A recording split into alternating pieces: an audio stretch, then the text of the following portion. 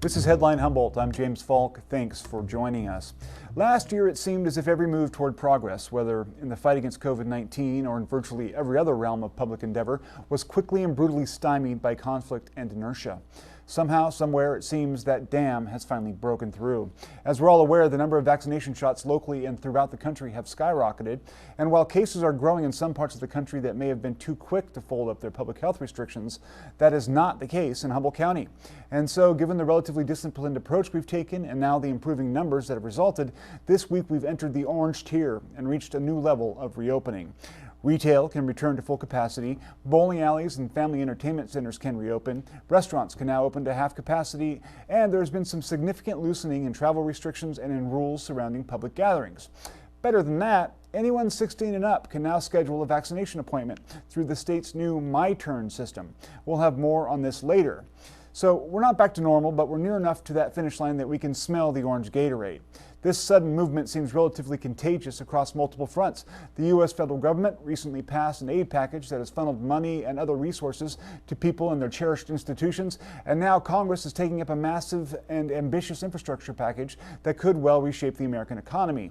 This last could be transformative for small rural counties like Humboldt and Del Norte. For decades, we've had to defer necessary road and other maintenance in what had always seemed like a vain hope that we might someday get a miraculous infusion of cash. Could that moment finally be here? There's a whole lot of process left, hours upon hours of debate and political theater, but at this point it's important to explore what that kind of investment could mean to residents of the North Coast. We sat down earlier today with someone equipped to answer those questions and quantify how massive our need really is. Maybe this progress means we're finally emerging from what has been a very bleak period in American history. Or maybe we're just going to get a whiff of such progress before the old demon of division once again sticks a fork in our best laid plans. Now, the interview, we sat down with Humboldt County Public Works Director Thomas Mattson this afternoon, and he underscored the depth of our infrastructural issues. The needs are huge for just roads, for just the county. We're in a backlog of about somewhere between $250 and $300 million in needs just for our roads and bridges. Wow. That doesn't include all our buildings, all our levees, everything else that we're responsible for. Now, so when you typically get an allotment, does it come from the federal government or the state? I mean, how different is this that the federal government will be spending this much money? Well, this is a bit different because it's on top of everything that's already out there, which is generally very, very, very rare. Our budget basically is most of the capital funds come from the federal or state governments, and the basic maintenance comes through the gas tax and some other local property taxes and other things. So our budget is basically carved into different portions from local, state, and federal sources. But again, feds usually pay for the new projects. The gas tax and the local money pays to maintain them. Yeah. Now you mentioned road maintenance, but are there other issues that are high on your priority list right off the bat? Well, for the county purposes, our buildings are in bad shape as well. We need significant improvements in our buildings to, bring them up to current codes, reduce our energy uses, etc. For the county as a whole, a lot of what I hear about is broadband. Yeah. What is the county's role in the development and deployment of broadband? Well, anything that comes in will end up going through county roads. And so, we will be facilitating the placement of conduit in the county road system. I know our political body is very, very active in getting resources from the state and the federal governments to come into the county. So really the county's role is one, facilitation, and then two, having the infrastructure where the broadband will go. Yeah. So you've been Public Works Director during some of these times when the broadband line got cut then, I assume. Oh, yeah. Yeah. Oh, yeah. Not a pretty sight, I imagine. Not pretty at all. It shuts down. You don't realize how much the economy is now based on broadband until you lose that. Yeah. So are you in communication? I mean, the bill is sort of getting shaped right now, right? And they haven't passed anything yet. Are you in communication with Hoffman's people or the senators in order to help shape some of that legislation, or is anyone from the county? From the county, our administrative office will be. They're the ones putting together all of the requests. We've had some outreach. Our professional associations and our board definitely have been in touch with Hoffman and all the other players. We're part of the County Engineers of California and the National Engineers Association, and both of those associations are very active in Washington, watching and trying to make sure this bill helps California. Yeah, absolutely. During a meeting last week with the Transportation Secretary, Pete Buttigieg, Huffman, we got a Huffman and a Hoffman, so I'm a little confused here. Huffman brought up the Last Chance Grade project. Now, I know that that's in Del Norte County, but is that something that Humboldt County also has an interest in? Oh, we're very interested in that life link. It's no different than the Highway 299. The last time there were earmarks that the county got, we actually spent the money in Shasta County getting the STAA truck routes up over 299, helping out with funding that. So the county is very interested in all the roads that connect to the county. Can you talk a little bit about ancillary costs and issues? I mean, like, we talk about road maintenance, but it's not just road maintenance. It adds difficulty to people trying to traverse the roads to get to work. It adds the cost to people's cars for going over the bumpy roads. Can you talk a little bit about that sort of downhill? Well, as the roads get worse, there's definitely wear and tear on your vehicle. And the last study I saw was something on average of like $500 in additional repair costs for driving over bad roads every year to every individual. So that is a significant out-of-the-pocket cost for the traveling public. Yeah. Not ability to access, having to, take larger truck trailers and break it down into 2 truck trailers adds time and cost. Yeah. And so that, there's a lot to the infrastructure, and then even repairing it. When you go about in the summer, you're slowed down everywhere because all the construction work is going on. So that adds time to your travel. Yeah. You mentioned the STAA and the 2 trailer situation. As I understood it, that was part of the project that they were trying to get done with Richardson's Grove, but that obviously has had a lot of complications. You just mentioned 299. Is that open to STAA trucks now, or are we still? Yes, 299 is finally open to STAA trucks. Okay. So then we do. Go ahead. It is definitely a longer way in, though. Yeah. So it would be more economical if people could come up through the 101. Yeah. Now, with all of these issues, I mean, it seems like the bottom line is to prepare the ground for the overall economy to find a way to flourish. And we have a lot of issues. I mean, we have no rail anymore. Our main highway, 101, isn't STAA compatible. Our port has some limitations. How important are all these pieces in order to get the overall economy of Humboldt County booming? Well, they're all important in their separate ways. And we need to also realize that we live in a very unique and beautiful area. So we're not going to have the big city amenities of San Francisco or Los Angeles. We are Humboldt County, and we're proud to be Humboldt County. But we have to work every piece as best we can to do the best we can while protecting the environment.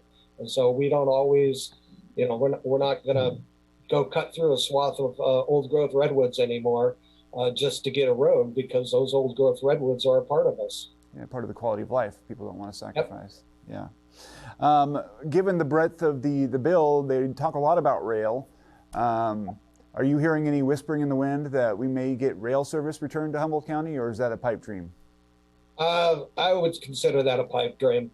The Eel River Canyon is just so unstable, and not having any economy for a backhaul really puts the railroad at limitations, and that the Eel River Canyon is just very, very, very difficult, very environmentally sensitive. You can't work the way they used to work, where you just push the dirt into the river or pull rocks out of the river to buttress your rail line. The cost to maintain that track, I don't see anybody being able to generate a profit to run it.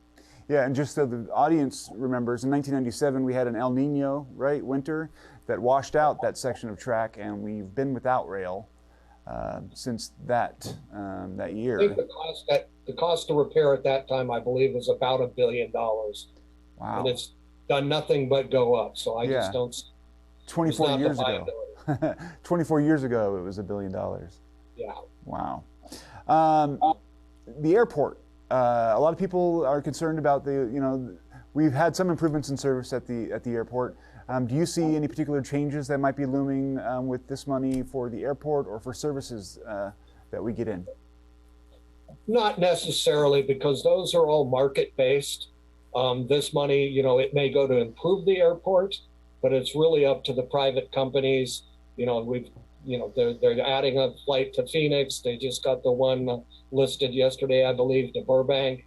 But it's really all based on market, and it's really having the facility ready and having a low-cost facility that the airlines look at with the market to develop. Mm-hmm. One of the issues with the county has is, our GA airports are extremely important, not the commercial airport, but the GAs are also extremely important. Absolutely. And any money to improve those will also help. Yeah. How many employees are working for the Department of Public Works right now? We have on average about a 200 employee base based across all of my divisions. Roads itself is more like 60 or 65. Okay. And what do you usually deal with in terms of an annual budget? It varies drastically based upon our capital improvements. Next year, we've got a lot of capital improvements scheduled, so I'll be looking at a budget close to $110 million. But of that, about 60 million is one-time funding for capital improvements. Yeah. We do, on average, the road maintenance division budget is looking to be close to about 15 million over the next few years.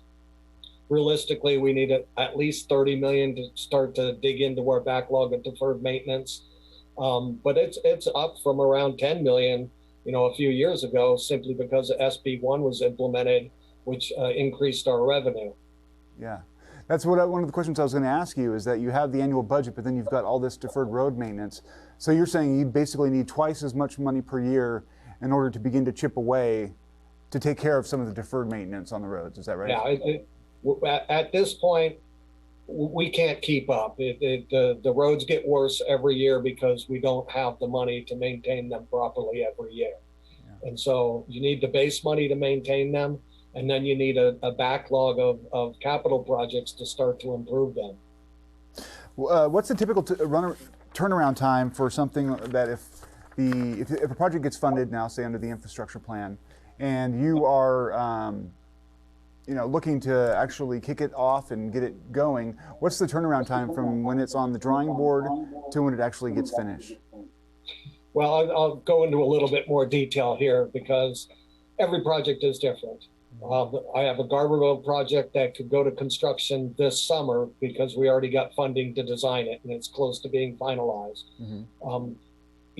This time they're actually going to ask for earmarks again. I don't know if we'll get them, but we would recommend a lot of projects that are basically environmentally benign, a lot of overlays and reconstruction of existing roads, and those could go rather quickly within the next 1 to 3 years, depending upon the money we got. Mm-hmm. We don't want to get a whole lot of money at once and overwhelm the economy and not have enough contractors to do the work, but we want to have regular funding coming in so annually we can put out some good-sized contracts and get some good work done at competitive prices. Mm-hmm. And so if you're looking at starting a new project and it's got environmental issues with it, you're probably on a 10-year timeline. Wow. But on a project that's straightforward without a lot of environmental issues, 1 to 3 years. Technically, our storm damage projects are technically about 3 years before they get through all the process and approvals to get construction funding. So, and that's pretty normal. Yeah. In terms of the environmental changes over the past 20 years, I mean, you've got CEQA and that sort of thing that sort of gives you a lot of environmental hoops to jump through. Can you describe a little bit how that process has changed over the past, couple decades? Well, the rules keep getting tighter because we keep learning more about the damage to the environment. The fundamental issue is the laws were enacted with no funding to cover them, so the funding has to come out of the road project. And so now the roads not only just paying for the equipment and the paving of the roads, Now we have to pay for all the environmental, which, reduces how much paving we can do. But it's what the people wanted, and it's what protects our environment. Every time, CEQA applies to state-funded projects, but on federal-funded projects, we also have NEPA, the National Environmental Protection Act. Absolutely. So we have to do both of those. We've been working, our professional associations have been working a long time to try to get both of those wrapped together so it can be one project, one environmental report. And I think we're getting pretty close on those. But it's a fact of life. We need to protect our environment. That's one of the beautiful things about our area is our environment, and we certainly don't want to damage it, but it does add to project time and cost. Yeah. Do you guys, remediation, do you guys do any of that kind of stuff in Public Works in terms of restoration or, trying to clean up the mess of some of the old projects?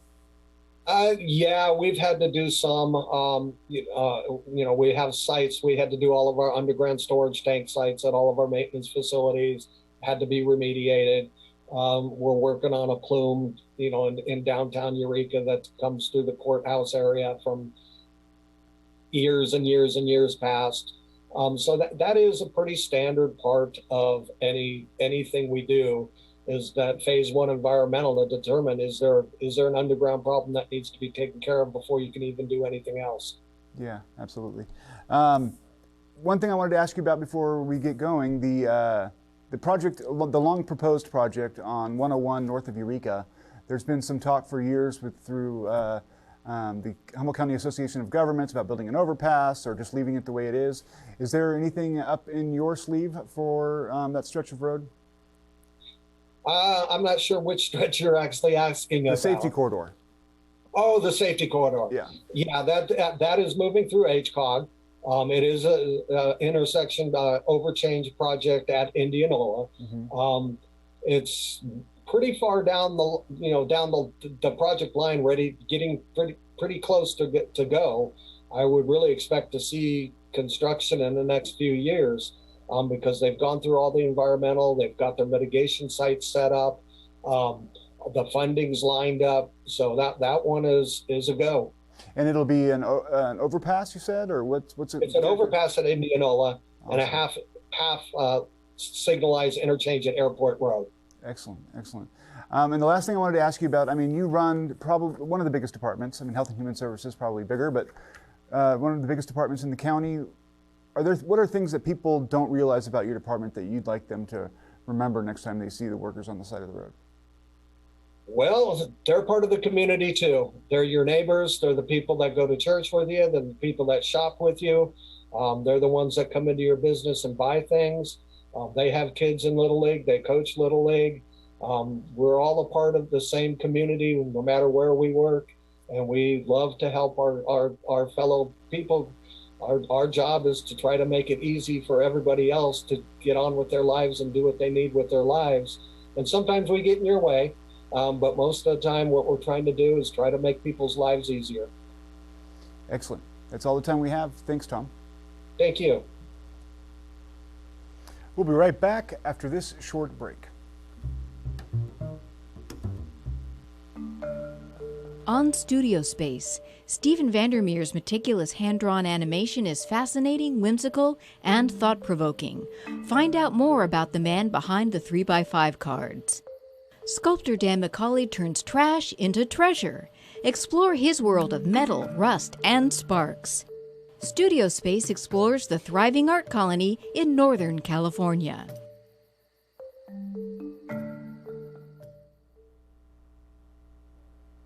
You heard right. You heard right. As of today, anyone age 16 or over living in Humboldt County can now sign up for a COVID-19 vaccination appointment through the state's My Turn system. This includes people with or without medical conditions and from all sectors and occupations. Adults over the age of 18 can go to myturn.ca.gov to schedule an appointment.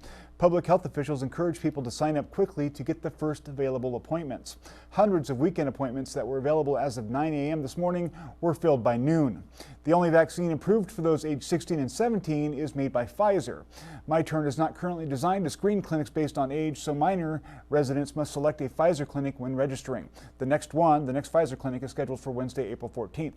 Also, for 16 and 17-year-olds, a parent or guardian must accompany the recipient to the clinic and sign a consent form. Proof of age will be required. Vaccine recipients must be at least 16 years old at the time of vaccination to get the shot. Sign up at myturn.ca.gov. In a presentation to the Humboldt County Board of Supervisors, Public Health Officer Ian Hoffman this week likened our collective struggle against COVID-19 to a lengthy marathon of endurance that's just now become a sprint. It's been a really long and hard year. We've endured losses of loved ones, loss of income, losses of moments with family and friends, loss of memories that we should have had in the past year. Sadness and regret have certainly reigned for much of this past year. We're now at a time when it feels that it should all be over, but we know that we're still in this race and that the race is not yet over. The race started off as a marathon, a long, slow race against time, waiting patiently for time to pass as we developed a vaccine and tried to hold back the virus that could have seriously overwhelmed our community. Now the race has turned into a sprint at the end of the marathon. One racer is the vaccine effort. The other racer is the virus, which continues to mutate and find ways to take advantage every chance it gets. And the last racer is our public pressure to remove public health measures that have been in place over the past year to protect us as we waited to get the vaccines out there and protect the vulnerable. Due to this sprint, the past few weeks have been a dizzying array of changes from both the federal and state guidance on everything, literally everything, as it relates to COVID-19. Hoffman said the focus on low-income zip codes and jurisdictions has enabled the county to achieve equity in vaccine distribution. Progress is measured by the numbers, he said. The California Department of Public Health announced earlier this week that Humboldt County's adjusted case rate and positivity rate are 3.5% and 2% respectively. This puts the county firmly in the orange tier. The governor's office just announced that we met the 4 million mark in the lowest quartile HPI. And so that will affect our cutoffs for the tiers in the blueprint. And given that, they finally do point to orange. So while minutes ago we would have been announcing potentially a red tier, now that we know we've hit that 4 million mark, we know it's going to be orange tier. And I want to speak a little bit to the reasoning why this is occurring, I think, early. None of us expected it to be happening yet. We were thinking that this might be more like in a few weeks that we'd be seeing this goal met. But statewide, there was a massive effort to try to vaccinate and to meet these goals of 4 million in the lowest quartile HPI. And there's a collective effort across the entire state, all of state government, all of public health, Blue Shield, and the TPA included in this large-scale effort.